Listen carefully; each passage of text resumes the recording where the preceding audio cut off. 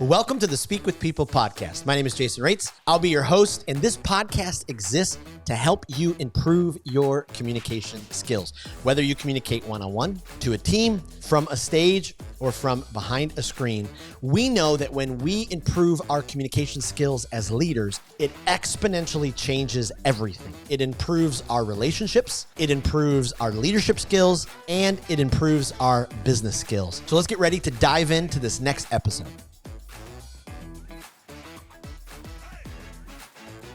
Well, maybe you've wondered, how do you become a valuable communicator? The reality is all leaders, we don't communicate at the same level, but what sets the leaders apart that communicate at this valuable level? Why does it seem that there are some leaders who other people listen to more than others? Well, get ready. We're going to dive into some great conversations about leadership, about communication, and I really do think we'll discover some keys to unlocking some of our leadership potential and for sure our communication potential by navigating some of these things. And we're just blessed today. The guests that we're able to have on the Speak with People podcast just amaze me, and our guest today is somebody that I've been looking forward to for months. I'm so humbled because I've had to reschedule a few times, and she has treated me with such grace each time. And just, my goodness, we're able to have a leader of her caliber. I could go on, and I don't want to embarrass her, but I'm an MBA, distinguished Toastmaster, certified John Maxwell trainer, advanced executive training, Wharton School of Business. My goodness. So, Velma, thank you so much for being on the podcast, and welcome. Hey, well, Jason, thank you so much for having me. Actually, the honor is mine. So I appreciate so much the opportunity to be a guest and to learn from you and to share with the listeners on this show. I love it. Well, I love your website. I love the picture of you and Maxwell together. I think that's just a riot that you've been able to kind of go through some of those trainings and use that to really help a lot of leaders. What a gift. Yeah, absolutely. And if you for those that are listening in, if you have a chance, just hit Google and they'll tell you everything you need to know, at least what's out there about Dr. John Maxwell. And I do consider myself very blessed to have the opportunity to be a student under his leadership and to learn from his writings. He's written a few books, right? Yeah, a couple, like, over 100 or something. But who's counting, right? You probably don't want to be drinking when I'm talking because I have a tendency to just make you bring it up, and I don't want you to do that to your kind listeners. We don't want to be SeaWorld or give anyone a baptism because of this podcast.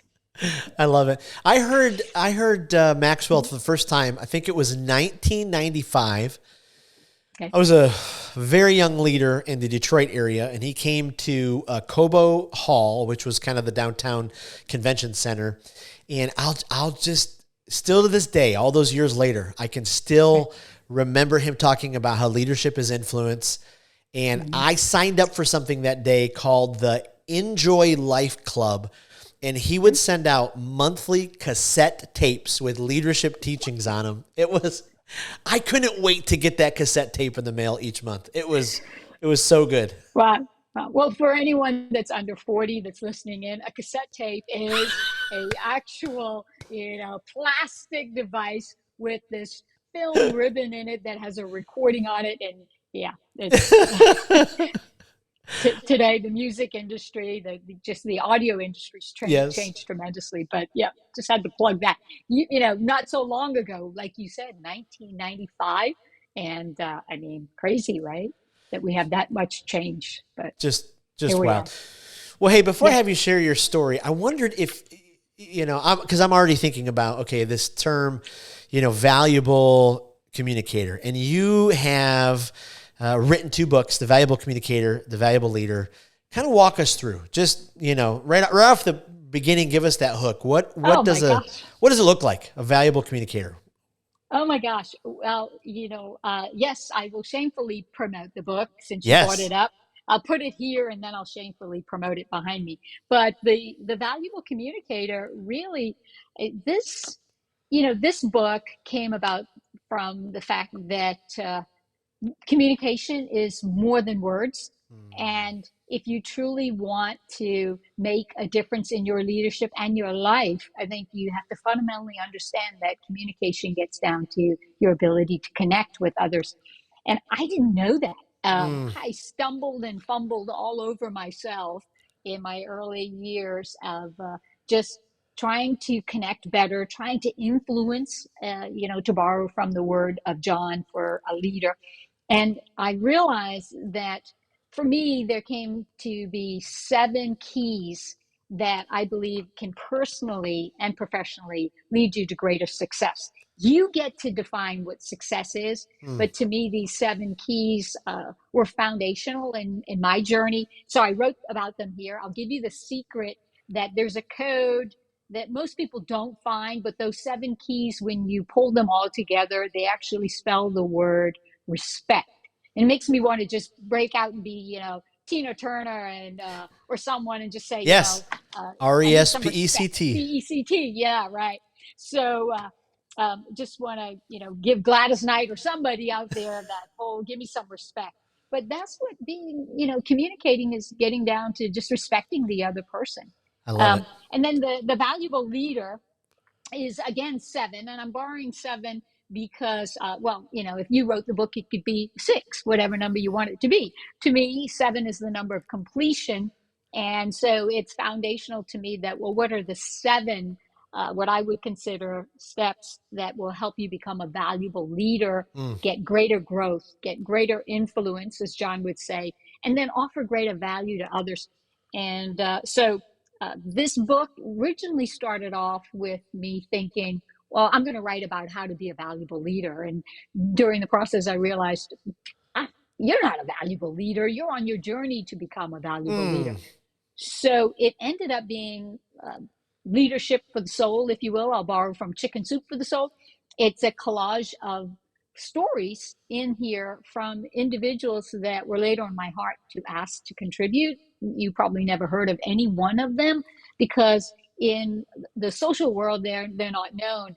But in the lives of the people that acknowledge them to be valuable leaders, that's the stories that are in here. So, it just talks about the fact that it's real stories about real leaders, and some of those stories and those leaders are going to surprise you. So I'll Ah, leave it at that, like I a love it. cliffhanger. But yeah, so those are my two books, because I think first you have to be the leader, and then Yep. second, and you said this before, Jason, foundationally, leadership is about communication. You Yeah.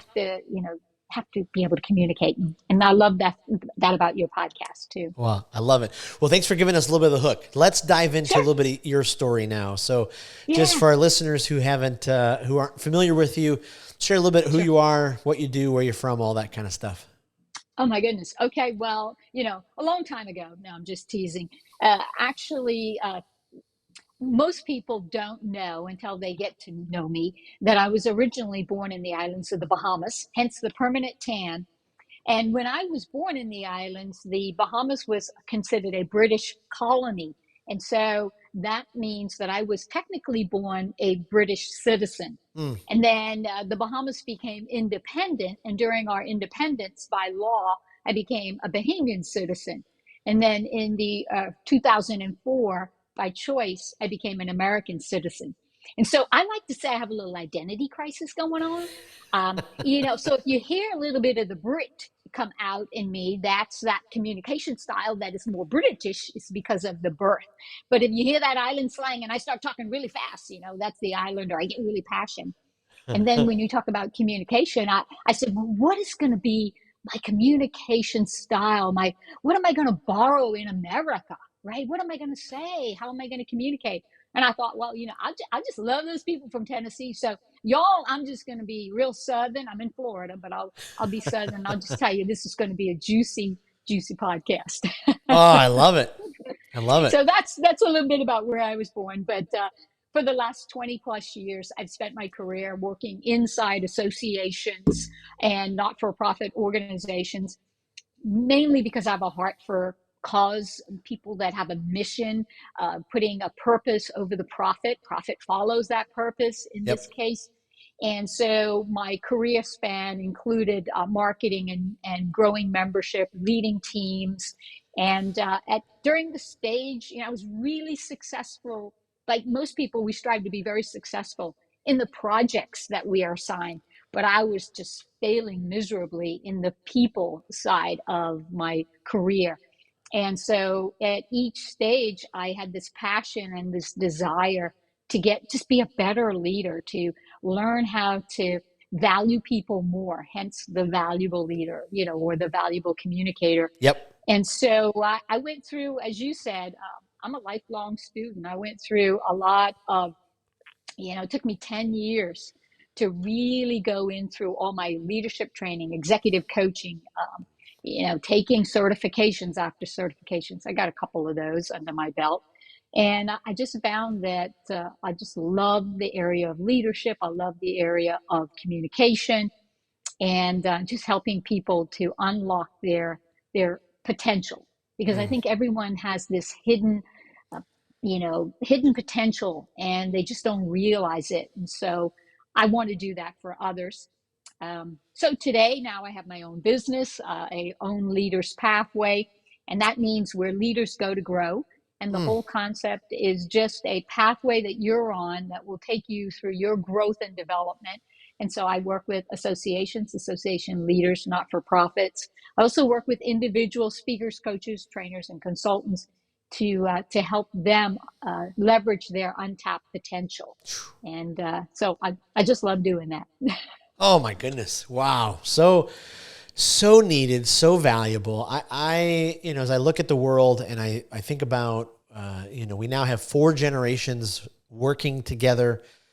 The 5th generation's coming here pretty quick. Everything from, Gen Z, who, they're totally digital natives. They do not know a Right. world where they couldn't get an answer like that.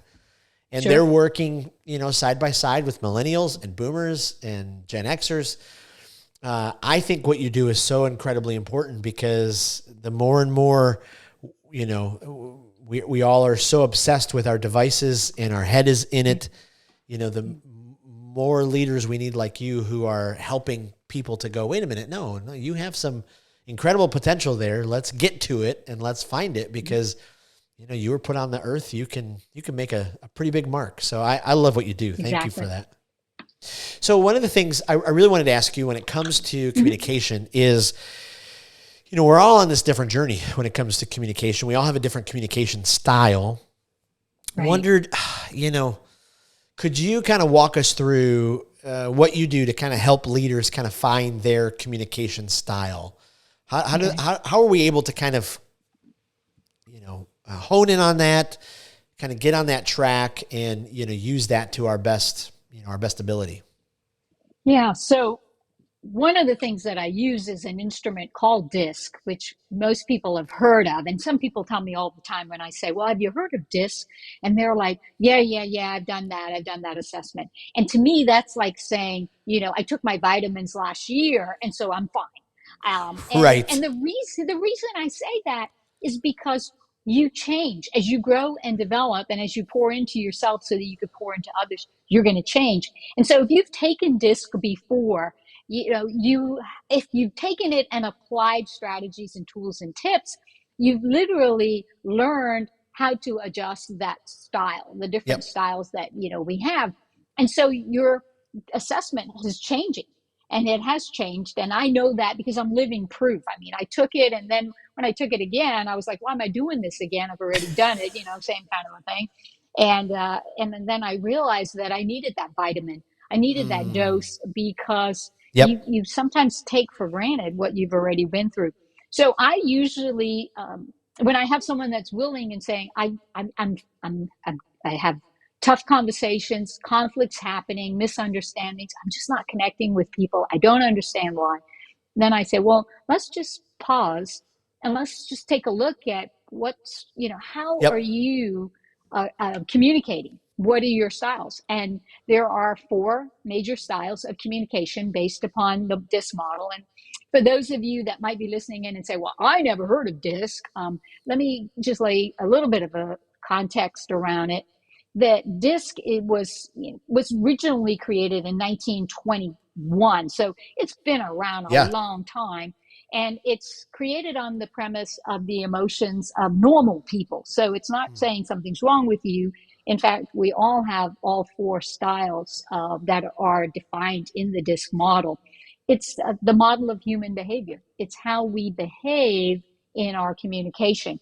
So Mm. there are four styles. DISC literally stands for, D is dominance, right? The I stands for influence. The S is for steadiness. And then, of course, our C is for conscientiousness.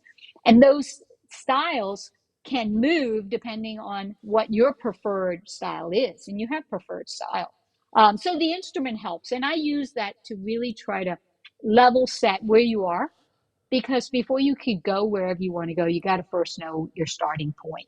Yep. And so I use that instrument, and it's an eye opener when folks go through it, and I just love that aha moments that happen.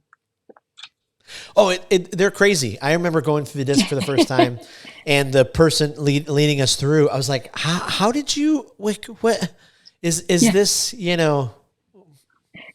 And, the thing is, there's a lot of different assessments and tools. And trust me, disc is flooded in the marketplace. I mean, everybody's got their way of the disc model. I happen to think mine is the best, but I'm just saying, right? Now I'm teasing you. I hope you know that. of course. Where I'm going with it is getting the assessment and understanding that reflection time period is one thing, but don't just leave it there. I mean, whether it's a coach or a mentor or someone that can help you to really take what do you learn from that and apply it. Because Jason, knowledge is knowing what to do, but wisdom is applying what you know to do. And Wow. so if you just, to know is nice, but to do is better. And that's where I think Wow. we want to get people to say, it's not that I know, but what are you doing with what you know? Yes. And so yeah, so I hope that helped you there. I start there, and then I recommend they get a coach, someone that can guide them along to flex their style and to adjust and to try the things that will help them to connect better with others, and that's when the magic happens. Ooh, I love that. I was consulting for an organization, and they were taking me around to the offices, and all of the offices and the cubicles, it would have their Yeah. nameplate on it, and underneath the nameplate, it would have their disc and Mm-hmm. then their Myers-Briggs. And I thought, wow, okay, so Yeah. I'm walking up knowing this person is a SC. Right. I'm probably going to communicate. It helped me in my communication. I was like, okay, Yes. that's pretty powerful. Absolutely. So when it comes to teams going through the disc, I would Mm-hmm. imagine then, especially these people working day in, day out with each other, Sure. to be able to understand each other's communication style would have just tremendous importance for the Oh, team. absolutely. Yeah. Yeah, absolutely. Because it really gives you the leverage you need to say, the reason someone is asking a question or constantly asking me questions is because they're more conscientious and Yeah. they want to get to the detail of everything. It's not because they're questioning whether I know what I'm doing or questioning me. And so it helps you to diffuse conflict before it even happens.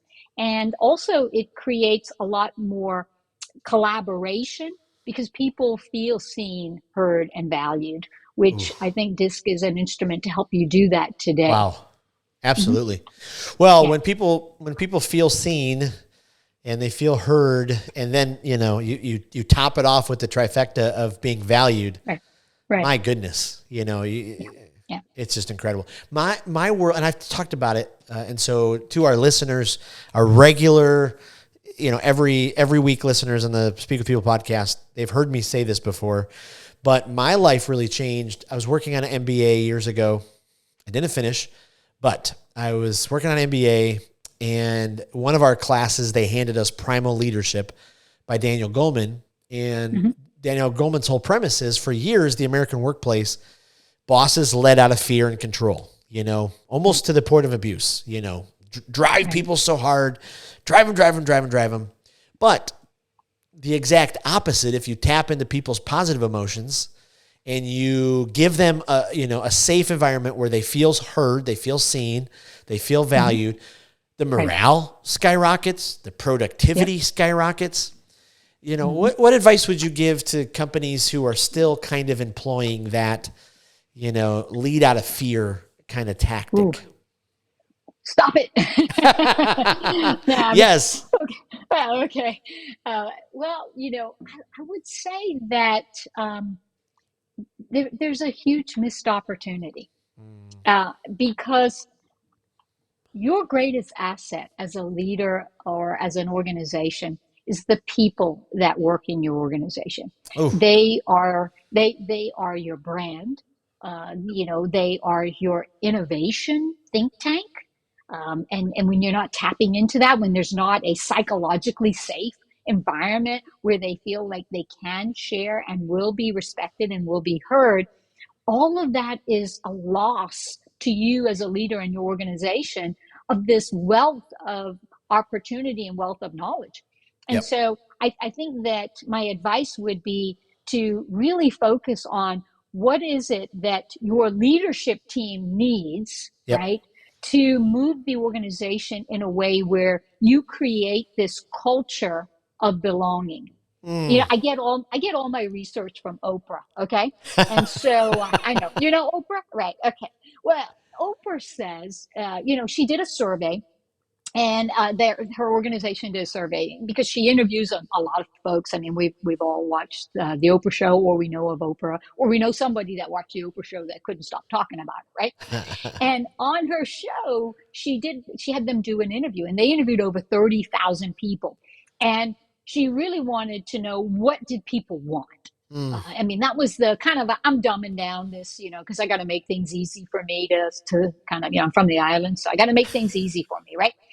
And so the survey results came down, and what they did, and I'm taking something very technical and I'm synthesizing it for us, but it came down to three fundamental things. Three questions that people came back with is, they said, what I want is, I want to know, do you see me? Do you hear me? And does what I say, does that matter to you? Mm. And so I kind of take those three, because I told you, I take my research from Oprah.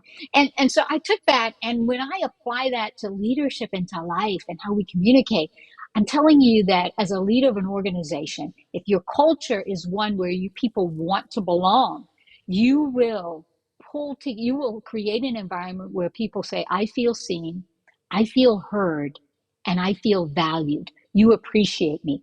And Jason, the way I work with organizations, the way I help you get there, is that to see people, the best way to see someone is to truly understand, what are their strengths. Mm. So, remember I told you I studied a lot of things and became very certified because I wasn't that smart. So I said, I got to figure out this. And of course, Gallup is an organization well respected. And so I became certified in Gallup Strength Finder, and the strength finder helps you figure out, what are your strengths. I mean, we all have strengths. So your staff, the people you have, maybe the reason certain things aren't moving forward, maybe the reason you feel you have to lead with fear, is because that you're not tapping into the strengths and the talents of the people you have. Ooh. And so when Yes. people are not operating from their strength, what happens is they become stressed, and then it's hard for them to get things accomplished, which means you as the leader become stressed, and so you automatically start this whole, just craziness that happens. The other thing is to see people, look at their strengths, Mm. understand that. The second thing is, when you want to truly hear someone, and people want to be heard, that gets down to communication. Yeah. That gets down to understanding their communication style. Like you said, you walked into that client environment, and they had their styles, how they communicate, their preferred styles, and you automatically, because you understood your style and the disc model, you could therefore flex your style to relate to anyone on that floor. um, and then to be valued, bottom line is, people want you to appreciate them. Just, care about me, the person, first. And that's Yep. where we are in this world with especially leadership post pandemic. People have, reevaluated what's important in life. It's not the great resignation, it's the great reevaluation. Ooh. it's It's Yep. am I, what's more important? And your health and the wellness of your family are extremely important, more so than ever, above that of a career or a job. Yep. And so leaders that struggled or still have this mindset that it's a fear-based control type Yes. of, policy, they're struggling to retain top talent. They're Yes. struggling to recruit talent. They're struggling to tap into the innovation and creativity. They have, folks that are saying, "I'm just going to do my 8 and hit the gate. I'm going to Right. quit and stay." Right? I'm just going to quit here and stay. You only want me to do this? Okay, I'll do that. But you're lost. And Yep. so, I just want to encourage anybody that if you are in that, state of it's a fear based, and that's the only way I'm gonna have to force people to do it. Yep. I just want to encourage you to to turn the ship and start by first looking inward, because Oof. leadership is an inside job Oof. first. You gotta learn to. I know, and friends, if you're listening and you're like, yeah, I'm struggling to be a good leader. What do you know about that, Velma? You got all these certifications. I can tell you that if I can change and become a better leader, you can change, because I was not a good leader during a poor part of my career. And, but for the grace of God and the love of some people pouring into me and seeing the potential that I didn't see, the blind spots, helping me to uncover them, I think that's why I'm so passionate and wanting to help so many other people now to Absolutely. to get that. Yeah. Absolutely. Oh, such amazing wisdom. I mean, I'm sitting there thinking about, I mean, you just dropped so many great, tweetable, I leadership did. one-liners. I Can mean, can I it's get a just, recording? Because yes, these. yes, we are. I mean, this is just No, gold. I'm So just kind of piggybacking off what you just said, sure. when it comes to empathy, Yeah. I mean, because this younger generation, they're not going to take it like maybe the older generations did. The older Yeah. generation. I can remember my boss. I remember one of my first jobs. I came home and I said to my dad, I said, "Man, my boss is just rude." He's like, "Well, he's the boss." Like, Oh, yeah. Yeah. these younger generations, they're just not going to take it. And Hmm. so if you're low on empathy, Right. or you don't view empathy as a strength, what can a leader do? What can a manager do, or someone in a leadership position to kind of fill that empathy meter up and make sure that empathy is there in the organization? Yeah, yeah. So, to level set, I think sometimes the word empathy is, I mean, everywhere now. You hear it, you see it in all walks of life. People are talking about the need for empathy. You have to have that. So you find it everywhere. You find it in leadership training. It's right next to the word trust. I mean, Mm, it's just like right aligned with that. And I think it's been underrated for a very long time, and it's now becoming so critical in our ability to lead, and to lead from wherever you are in the organization. Because, see, I think you're a leader regardless of your title, position, your paycheck, or your parking space, right? I think you are a leader. And the question is whether you are influencing others, or, are you leading by design or by default? yep. So when it comes to empathy, um, if you don't feel like you've got the tank, or if you don't feel like someone has the tank, I think that the the opportunity here is to realize the 18-inch rule. And I'll tell you where this 18-inch rule came from. I created it, but it works. Okay, so if you take a ruler, and if you scientifically, if you take a ruler, they say that there is actually 18 inches from your head to your heart, kind of a thing. So this Oh, is 12 inches. So if you give me a couple more inches, for the camera, I'll be at 18 inches, right? And so there's 18 inches from your head to your heart. And I believe that the opportunity here is, when you talk about empathy, you're talking about the heart of a mm, person, mm. not their head. It's used in marketing and advertising all the time, and we just don't we don't see it. We just react to it.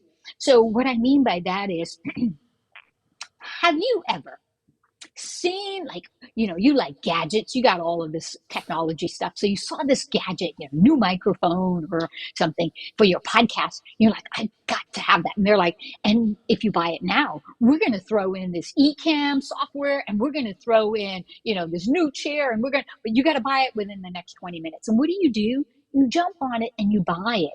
And then you sit back after you get all this stuff and you're like, what did I just do? Why did I spend all this money? I mean, are you crazy? Right? So the first thing that happened was we appealed to your heart, to your emotions, right? We empathized. We said, you got to get this stuff. This is what you need. You have to have this. And Yep. then when you got back home and you realized what you did, you appealed to the logic. Mm. And I think what's happening now as we see the world changing is that people are saying, wait a minute, my feelings, how I feel, how others feel, right, is more important than the logical side. My emotions are very important to what I do every day. I want to be happy. I want to have joy in my life. I want to be healthy. I want those that I love to be happy.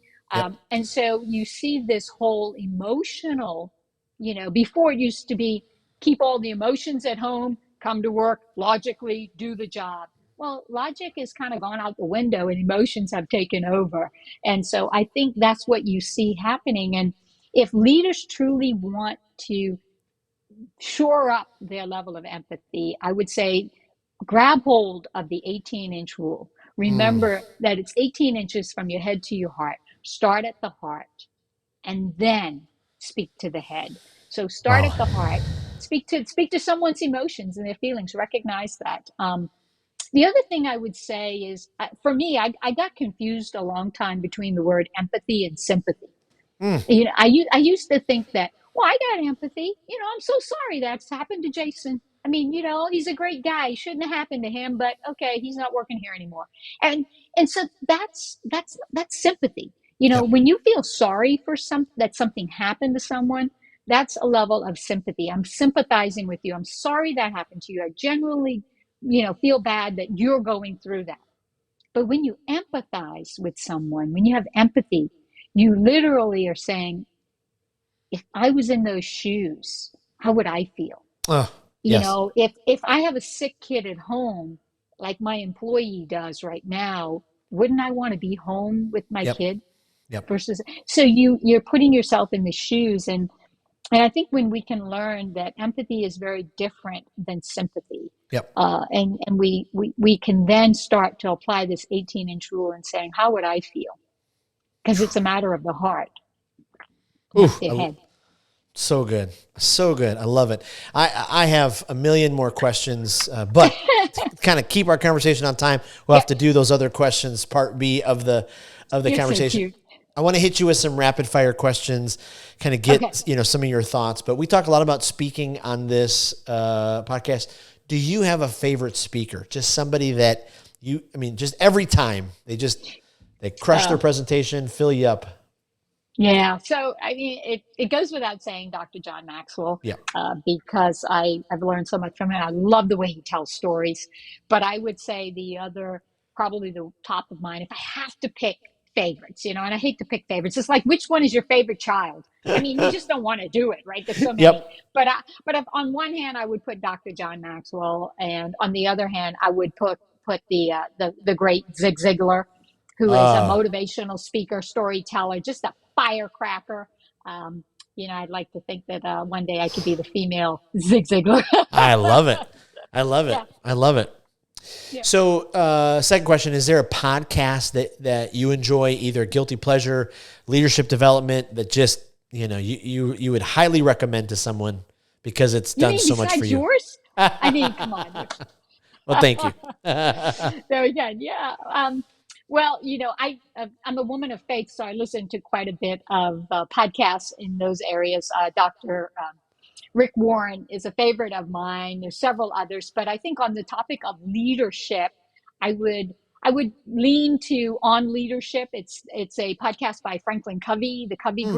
Oh The yeah. Franklin Covey Group. It's called On Leadership, and the reason I love it is because they bring some really cool guests on there. It's a very casual conversation. It's mostly around books that they've written, so you get the author and you get what they have, the nuggets, but then you can also pick up the books or go and find them in other vehicles and mediums like podcasts and their own YouTube channels. Yep. And then last question, it's a Mm-hmm. tough one, but is there I know. a book that you would recommend every leader needs to read? You mean beside my books? No. Yes. Yes. I have to do that. Well, I knew this question was coming, and I didn't even have to think about this at all because this book has literally changed my life. I read this book. I wish I would have read it a lot earlier in my life. So if I could give a gift to anyone here, I would tell you to go and get, and mine is an old one, and it's a little ragged, and it's dog-eared and all written inside. But Dale Carnegie's book, How to Win Friends and Influence People, changed Yep. my life. And I'm telling you that it will change your life. If you open your mind to what he has here, it's an oldie, but it's a goodie, published first in 1936. And I just would encourage you to get it on audio, watch it on YouTube. I mean, they've Yep. got so many ways to digest this priceless gem. I would Yep. just recommend that book. I absolutely love it. I absolutely love it. Well, before I let you go, tell our listeners where they can find you online. Where can we go get your resources, all that kind of stuff? Great. Well, two things. One, you can find me on velmaknowles.com. So that's my website. It's my name, Velma Knowles. And if you're not sure, just type my name in and Google will find it for you because they can find anything, right? And the second thing, I would be honored if you want to, folks, go to the website. If you want to, I have free gifts, free resources out there. And one of those resources, I'm happy to send you the link to make it easy for everyone, is an ebook. It's a very quick, short, easy read, jam-packed with some tips on 8 valuable tips, actually, to help you discover those communication blind spots that could be holding you back. So I know you'll get some great value out of that actionable ebook. Happy to Well, give that away. I love it. And yeah, I'll put that link in the show notes, and then I'll put it in Awesome. our Speak with People Facebook community group where there's just hundreds of leaders from around the world in there. And yeah, anything we can do. We'll put your books in the Facebook group as well because they are just incredible, valuable resources. Velma, I just can't thank you enough. Love who you are. Love your energy and passion and how you, just how you lead. So appreciate your time today. Thank you. Yeah, no, thank you, Jason. And thank you, everyone, for listening and supporting Jason on the podcast. Appreciate it. Well, thank you for joining us on another episode of the Speak with People podcast. We hope that you were encouraged. We hope that you were inspired and challenged to improve your communication skills. I want to thank you again for being a part of the Speak with People podcast community. Make sure you don't miss out on being a part of the Speak with People Facebook community group. Just head to Facebook, type in Speak with People, scroll down and join our community because every single day we're encouraging each other, we're helping each other to improve our communication skills. Thanks again, and we'll see you in the next episode.